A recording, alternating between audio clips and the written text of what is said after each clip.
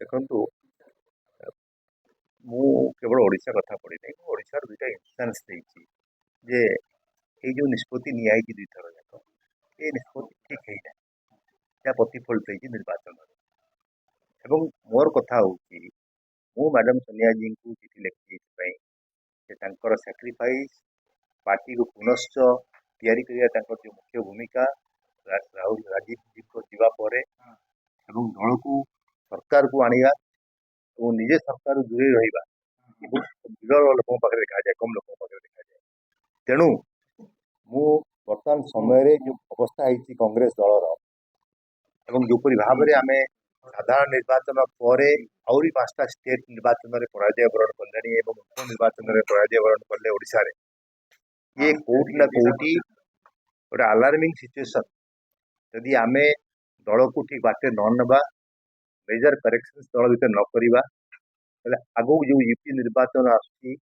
आगू वेस्टबेंगल निर्वाचन दल भल फल प्रदर्शन कर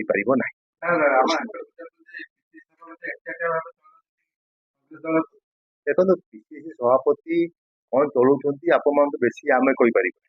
सब आप टीवी मीडिया देखते जानते एटी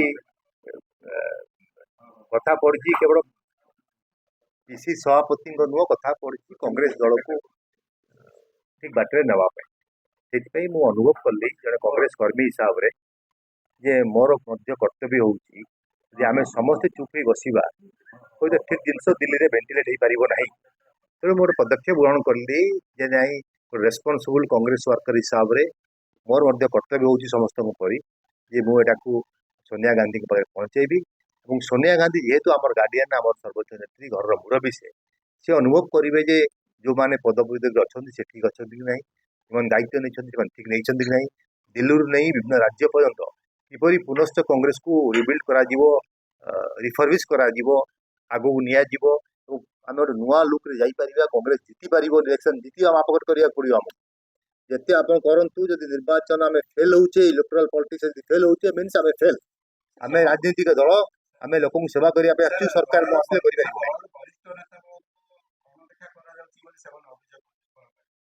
दलर तो बहुत वरिष्ठ नेता भी अणदेखा कर विषय कह चाहूना मोर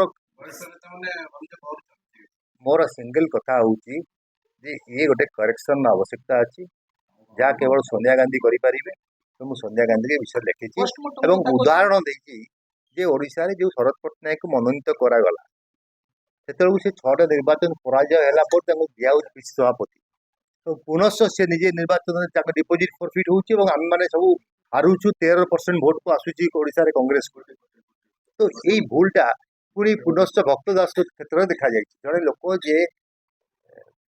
कौशल आंदोलन मुख्य पुरोधा थे ओडिशा को भाग भाग करने चिंता करुले जेपी जयप्रकाश आंदोलन सृष्टि होते कांग्रेस कल्चर सहित से नथिले कांग्रेस आइडियोलॉजी नथिला से व्यक्ति ओडिशा नेतृत्व नौकरी निर्वाचन मंडली रे कांग्रेस पूरी तरह हारुची 83,000 भोट रे तो आगो को चलिए कांग्रेस कौन ओडिशा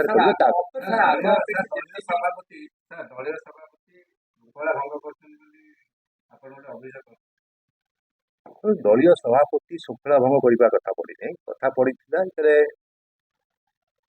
उपनिर्वाचन सरला आम एक बड़ भोट व्यवधान पराजय से आसिकी भुवनेश्वर रे धरित्री प्रेस रे कहले विभीषण मान जो कांग्रेस हारीगला कांग्रेस दल भितर विभीषण अच्छा परवर्ती अवस्था धरित्री पेपर लिखिला रमेश जेना और मोहम्मद मकीम विभीषण भूमिका निर्वाह कर भक्त दास कहले से मत टीवी वाला प्रेस वाला पचारे मुझे रिप्लाई देती